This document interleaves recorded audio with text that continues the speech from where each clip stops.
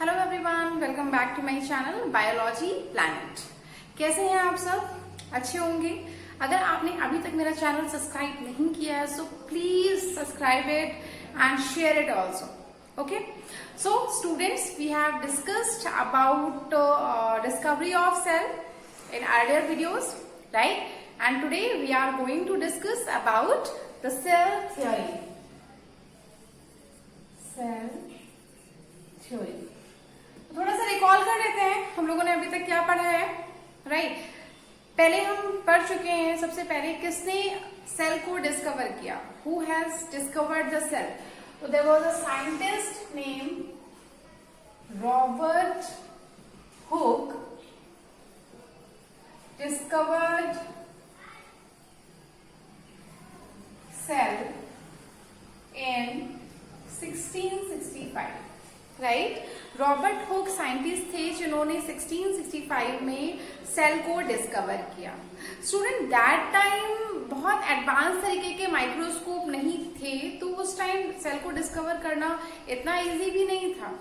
इन्होंने सेल को जब बार्क सेल में देखा, प्लांट की बार्क सेल में जब सेल को देखा उन्होंने बहुत ही प्रिमिटिव टाइप के माइक्रोस्कोप का यूज किया था, जो कि उन्होंने खुद से बनाया था। Later on, another scientist named Antony von Leeuwenhoek, he has made one practical microscope जिसकी हेल्प से सेल के कुछ और जो ऑर्गेनील्स हैं उनको देखा जा सका। देन जो ये सेल थ्योरी है वो धीरे धीरे करके इवॉल्व हुई। ऐसा नहीं है कि एक ही साइंटिस्ट आए और उन्होंने पूरा सेल डिस्कवर कर लिया, सेल के सारे पार्ट ऑर्गेनील्स को डिस्कवर कर लिया और सबके बारे में बता दिया। नहीं, ऐसा नहीं हुआ था। एक एक करके, और इवन बहुत टाइम बाद, ऐसा नहीं कि 1665 में डिस्कवर हो गई सेल तो उसके बाद में तुरंत से बाकी सारे ऑर्गेनिल भी डिस्कवर हो गए। नहीं, उसके बहुत टाइम बाद एक अनदर साइंटिस्ट है name Robert brown has discovered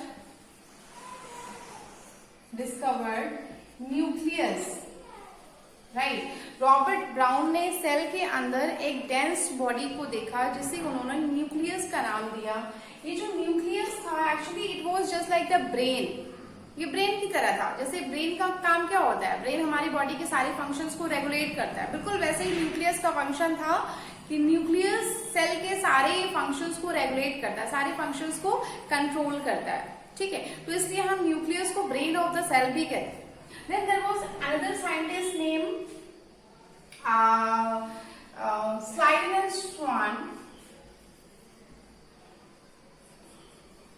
Schleiden and Schwann.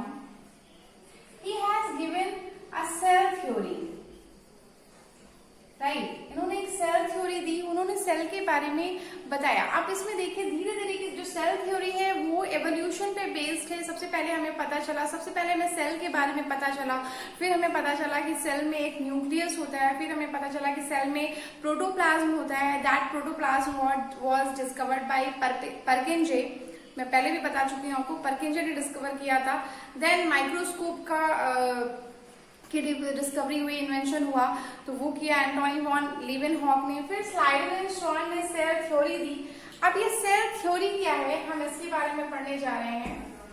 What is this cell theory?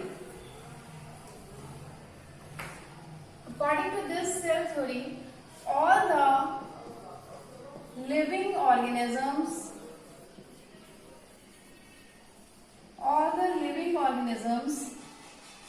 are made up of cells, right? The first point of this cell theory is that all the living organisms are made up of cell. अब चाहे वो unicellular organism हो, चाहे वो multicellular organism हो, चाहे वो microscopic हो, चाहे वो मैक्रोस्कोपिक हो, चाहे वो एनिमल्स हो, चाहे वो प्लांट्स हो, they all are made up of cells, right? And the cell is structural and functional unit of life. Another point, that is the cell is a structural and functional functional unit of life, right. Structural and functional unit of life क्यों है? क्योंकि अगर हम अपनी body की बात करें तो हमारी बॉडी में different functions are performed by the different organs, right. और ये जो ऑर्गन्स होते हैं, these organs are made up of tissues, then tissues are made up of cells. तो अल्टीमेटली अगर हम बात करें तो हमारी बॉडी के जो फंक्शंस हैं they are performed by cells, right? That is why cell is the structural and functional unit of life. Okay. And the third point is that the origin of cells takes place by pre-existing cells. Right. The origin of cells takes place by pre-existing cells. मतलब जब cell की origin होती है तो वो हमेशा कैसे होगी? जो पहले से ऑलरेडी सेल्स हैं उनसे होती है, ना कि spontaneously, right. So these are the few points of cell theory which was given by Schleiden and Schwann, right, in 1855. Okay, तो ये सेल थ्योरी के अकॉर्डिंग क्या था? All the living organisms are made up of cells. सारे organisms, सारे living organism, चाहे वो plants हो या एनिमल्स हो, they are made up of cells. Cells क्या होती हैं हम पहले डिस्कस कर चुके हैं. Cells are the building blocks of our body, right. These are the smallest unit of our body. Then the cell is a structural and functional unit of our life. It is a structural and functional unit of our life because all the metabolic activities takes place inside the cell. जो भी हमारी body के functions होते हैं वो किसकी वजह से होते हैं? सेल की वजह से ही होते हैं, क्योंकि सेल्स ही होती हैं जो टिश्यू बनाती हैं और टिश्यू मिलकर ऑर्गन बनाते हैं, फिर ऑर्गन मिलकर ऑर्गन सिस्टम बनाते हैं एंड ऑर्गन सिस्टम मिलकर हमारी पूरी बॉडी बनाते हैं. Okay, then the origin of cells takes place by pre existing cell, right. किसी भी नई सेल की उत्पत्ति कैसे होती है? पुरानी सेल से होती है. जैसे अगर हम अमीबा के केस में बात करें, अगर नया अमीबा बनेगा तो वो कैसे बनेगा?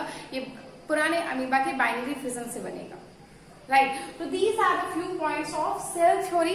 Letter on few more points were added.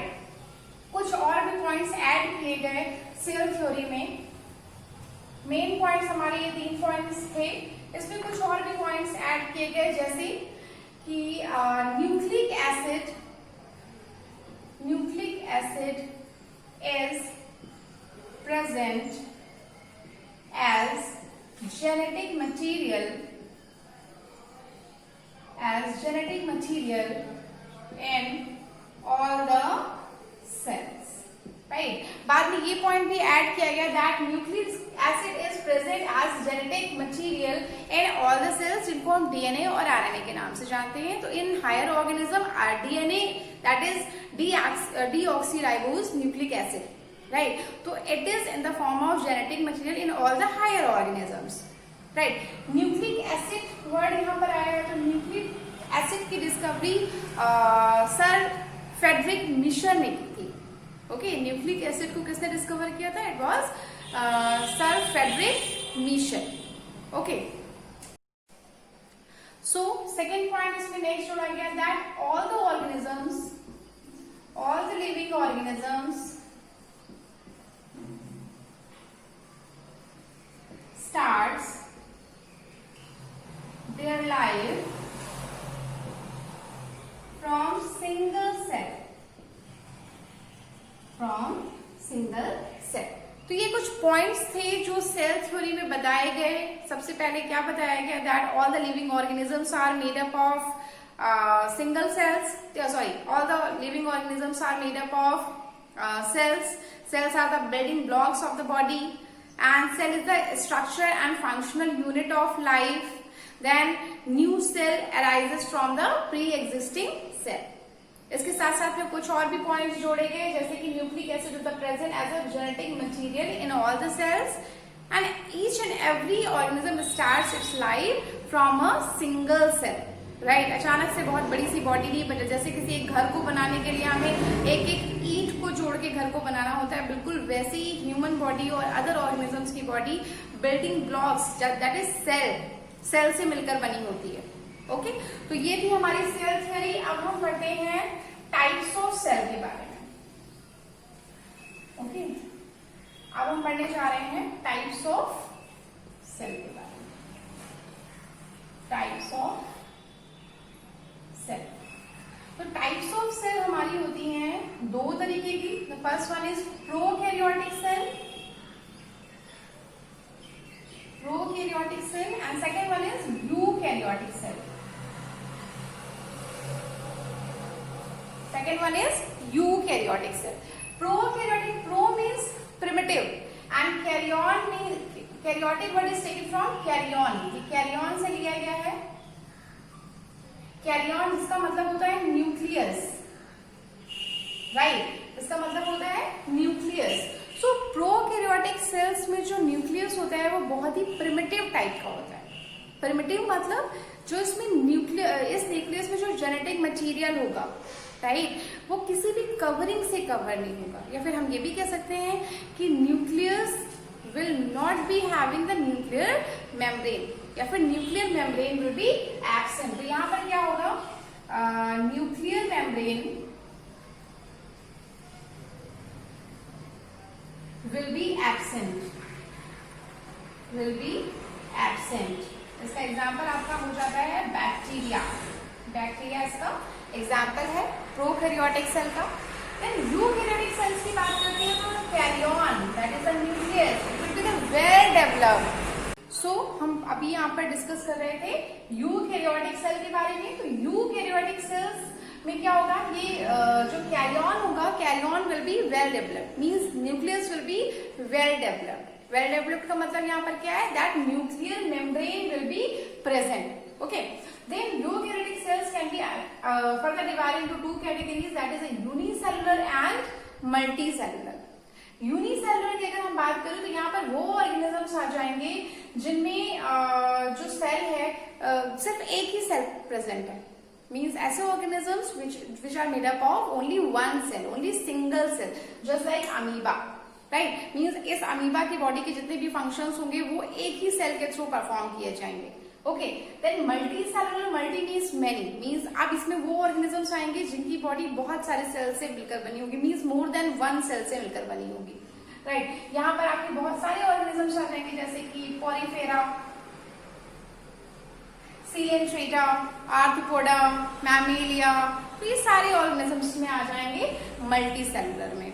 Okay, तो ये हमारा हो गया टाइप्स ऑफ सेल्स। तो टाइप्स ऑफ सेल्स हमारी कितने प्रकार की होती है, दो प्रकार की होती है, prokaryotic and eukaryotic. Prokaryotic cells में क्या होते हैं, प्रोकैरियोटिक सेल्स में न्यूक्लियस बहुत ही प्रिमिटिव टाइप का होता है, न्यूक्लियर मेम्ब्रेन एब्सेंट होती है, इसका एग्जांपल आपका होगा बैक्टीरिया। देन यूकैरियोटिक सेल में क्या होगा, न्यूक्लियर मेम्ब्रेन प्रेजेंट होगी, जेनेटिक मटेरियल न्यूक्लियर मेम्ब्रेन के अंदर होगा, कवर्ड होगा। देन यूकैरियोटिक सेल्स के बेस पर ऑर्गेनिज्म को दो टाइप से डिवाइड कर सकते हैं, that is unicellular and multicellular. Unicellular में क्या होगा, organisms will be made up of only one cell, and multicellular में क्या होगा, organisms will be made up of more than one cell. Then unicellular का आपका एग्जांपल हो जाता है अमीबा, एंड मल्टीसेलुलर का आपका एग्जांपल हो जाता है Porifera. Okay, Porifera, Coelenterata, Arthropoda सारे ही इसमें आ जाएंगे which are made up of more than one cell. Okay students, तो ये हमारा हो गया type of cell, cell theory भी हमारी कंप्लीट हो गई। अब नेक्स्ट वीडियो में हम पढ़ेंगे structure of animal cell. Okay, thank you class.